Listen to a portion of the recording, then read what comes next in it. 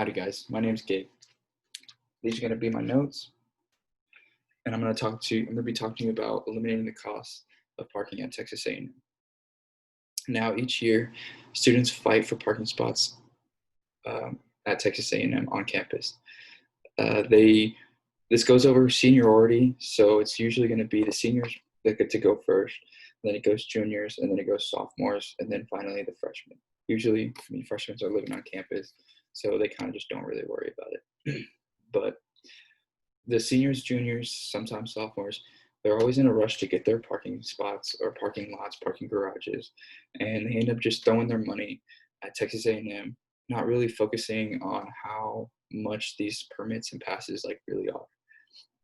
There are actually roughly over 37,000 parking spots on Texas A&M, and 22,000 of those are for students.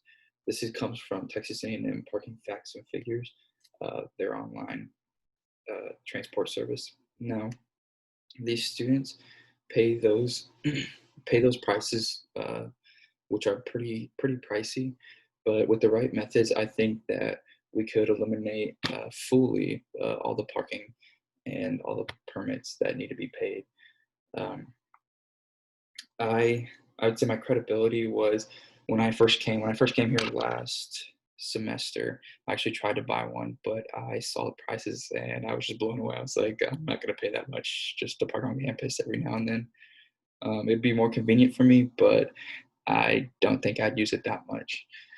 Right now I ride the bus, which is not too bad, but I do not like depending on someone else really to try and get to school. I like to do it on my own. When I was at Blinn, I used to drive there. I didn't have a pass or a permit, but I would just pay for parking every day. But that slowly racked up, and it kind of just became the same amount as it would have been for a parking pass.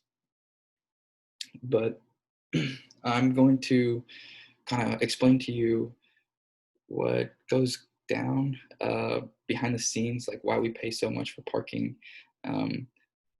and why it's important, not important, but why it'd be beneficial for us to have free parking, because it is a plausible thing to do and it's not impossible. And so here we go. I don't know what's going on. Okay, there we go. Now the problem is that these prices are kind of high for just parking spots of a year. We're going to go with surface lots. So surface lots are going to be $300, and those are just going to be your regular lots scattered around campus, outside Reed Arena. Honestly, I don't know a lot of them, but you get what I'm saying for the surface lots. These are kind of just averages. Then we have 500 for an unnumbered garage parking spot, and then a 700 for a numbered garage parking spot. Now these prices can roughly add up. These are just estimates, but they can roughly add up to about $25,000 per year. All this info comes from permit and rate info from the Texas A&M University website. But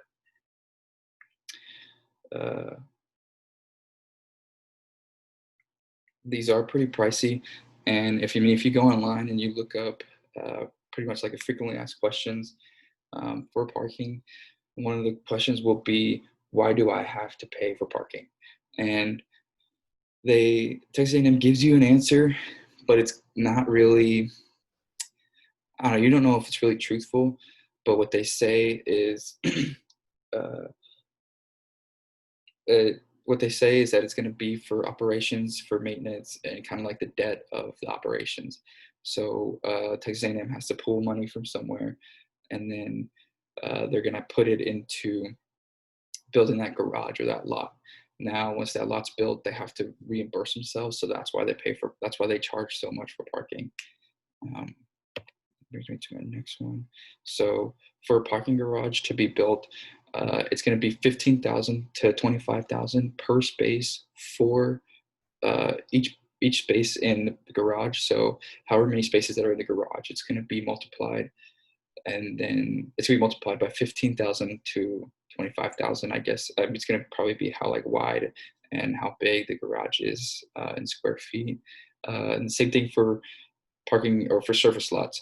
It's going to be 3,000 per space. So however many spaces are in that service lot, it's going to be multiplied by 3,000, and that's going to be the total. Now, I looked up an interview with a parking consultant. This is a real dude. His name is Gerard Giosa. So it's kind of hard to say. But he had an interview about financing parking garages, and he is, I guess, somewhat of an expert, but he is a good parking consultant, and he did confirm that it's going to be about $300 to $500 per space to maintain per each surface lot. Is going to be 300, and then the 500 is going to be a garage. Now, that is just to maintain, so that's going to be after the fact that it's already built. Um, and then I got the 15,000 to 25,000, and then the 3,000. That's from parking frequently asked questions on Texas A&M University. Now, I believe that we could probably not decrease the amount we're paying for these parking garages or parking service lots, but I do believe that we can try and maintain the costs that we have to we can control the costs that we have to maintain for the parking spots. So here are going to be my solutions. I have a couple solutions, and these aren't like just all the solutions, but these are like my main that I came up with. The first one can be allocate money. So that's just going to be pulling money from different places. So an example I have would probably be like on game days, charging extra. Like we already charge for parking and tailgating, but we can probably bump that up because I mean it's mostly parents and I guess older elders, because like alumni, they're gonna be coming to park because they're not gonna want to walk, and they're gonna be tailgating and cooking out. Like that's where you see all those RVs outside of Park West. Like they have to pay for those spots, like to rent them out. So I mean, if we charge those a little bit more, we can get reimbursed a lot because our system's actually pretty good. Our sports are pretty good. Another way to reduce maintenance is from Gerard Giosa. He said that we could be energy efficient with lighting. So that's just what lights the pathways in the garage.